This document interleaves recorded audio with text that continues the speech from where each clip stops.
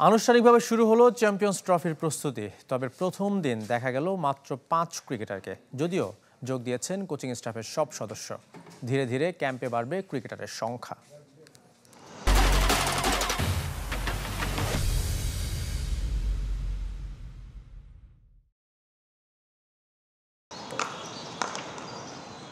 আনুষ্ঠানিকভাবে শুরু চ্যাম্পিয়ন্স ট্রফির প্রস্তুতি, যদিও গত কদিনের ধারাবাহিকতা বললেও ভুল হবে না।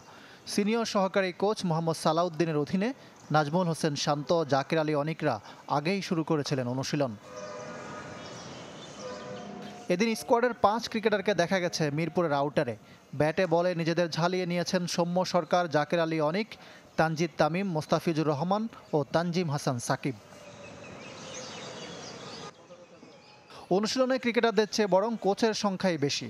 Head coach Phil Simmons, spin bowling পরামর্শক Mushtaq Ahmed, pace bowling coach Andre Adams আর মোহাম্মদ সালাউদ্দিন তো আছেনই। তাদের সঙ্গে দেখা গেল বিসিবি কোচ সোহেল ইসলাম, তালহা জোবায়ের ও তারেক আজিজকেও। চ্যাম্পিয়ন্স ট্রফির স্কোয়াডের বাইরের মৃত্যুঞ্জয় চৌধুরী, হাসান মুরাদরাও হাত ঘুরিয়েছেন। লম্বা সময় ধরে বিপিএল খেলে ক্লান্ত ক্রিকেটাররা, তাদের জন্য অনুশীলন শিথিল করেছে ক্রিকেট বোর্ড। চ্যাম্পিয়ন ফরচুন বরিশালেরই ৫ জন: মুশফিক, মাহমুদুল্লাহ, নাজমুল শান্ত, তাওহিদ হৃদয় ও রিশাদ হোসেন। রানার্স আপ চিটাগংয়ের পারভেজ ইমন। আগেই বিপিএল শেষ করা পেসার তাসকিন আহমেদ ও নাহিদ রানা ওয়ার্কলোড ম্যানেজমেন্টের অংশ হিসাবে আছেন বিশ্রামে। ধীরে ধীরে অনুশীলনে ক্রিকেটারের সংখ্যা বাড়বে। ১২ই ফেব্রুয়ারি পর্যন্ত অনুশীলন করে পরের দিন মধ্যরাতে দুবাইয়ের উদ্দেশ্যে ঢাকা ছাড়বে বাংলাদেশ দল। ইকরাম হুসাইন, চ্যানেল 24, ঢাকা।